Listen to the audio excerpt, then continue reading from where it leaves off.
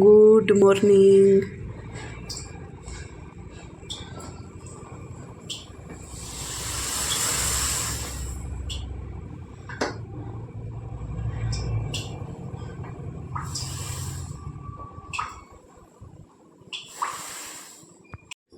જો મિત્રો, આ મીશોમાંથી એક વસ્તુ આપણે ઓર્ડર કરી હતી, પાર્સલ આવી ગયું છે.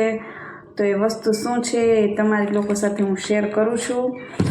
અને એક બીજી વાત મિત્રો કે સબસ્ક્રાઈબ વધારો મિત્રો, તમારી નાની બેનને થોડોક સપોર્ટ કરો. અને રોજ આવા નવા વિડીયો તમને લોકોને મળતા રહેશે. શેર કરો તમારા સગાવાલામાં, બધે મારા વિડીયોને શેર કરો. જો આ હજી એની અંદર એ પાર્સલ છે, આપણે ઓપન કરી જ નાખીએ. હવે બોક્સ છે. આઈડિયા આવી ગયા હોય તો કોમેન્ટમાં જણાવી દેજો શું છે એ.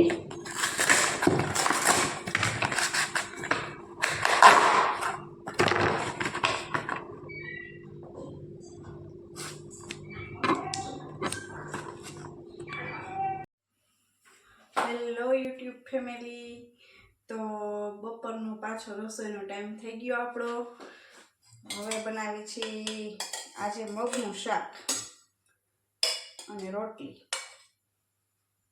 આ તો કીધું રેસીપી થોડી બતાવી દઈએ. મગનું શાક તો કોમન કહેવાય, બધા બનાવતા જ હોય, પણ કીધું આજે બતાવી દઈએ તોય. એટલે બનાવે છે આપણે મગનું શાક.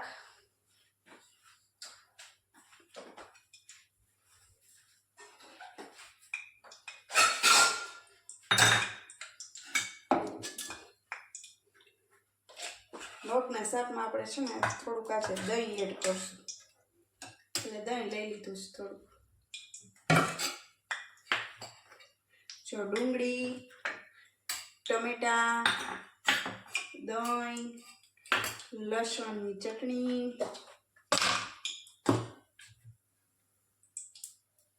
પેલા એક મરચું તળ નાખીને આનું એવું.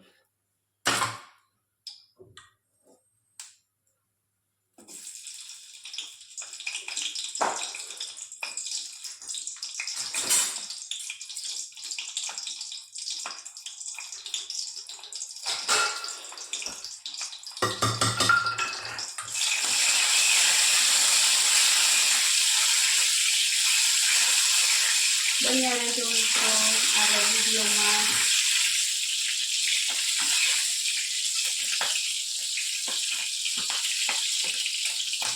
એમ જો હજી સુધી મારા ચેનલ સબસ્ક્રાઈબ ના કરી તો મિત્રો સબસ્ક્રાઈબ કરી દો.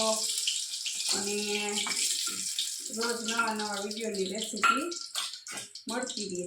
તો જો સૌપ્રથમ આપણે રાઈ નાખી દઈએ, પછી આખું જીરું,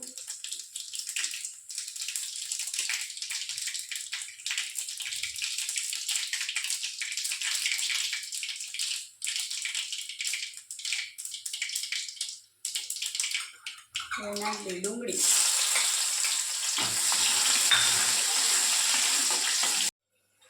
જો મસ્ત મજાની આપણી ડુંગળી ટમેટાની ગ્રેવી પાકી ગઈ છે, સરસ ચડી ગઈ. તો હવે આપણે એમાં મગ એડ કરી દઈએ.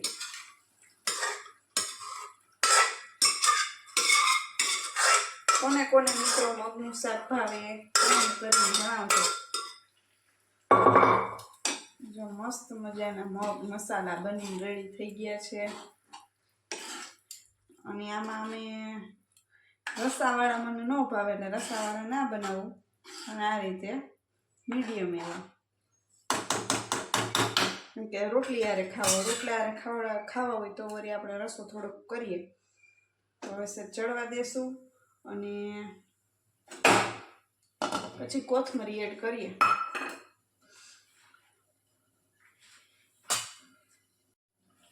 જો મિત્રો આપણા મગ બનીને રેડી થઈ ગયા છે.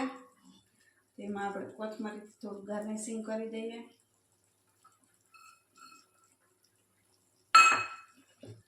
ચાલો આપણો મગ મસાલા રેડી. તો મિત્રો આવતીકાલે ફરી મળીશું નવા વિડીયોની સાથે. ત્યાં સુધી બાય, હર હર મહાદેવ અને સીતારામ.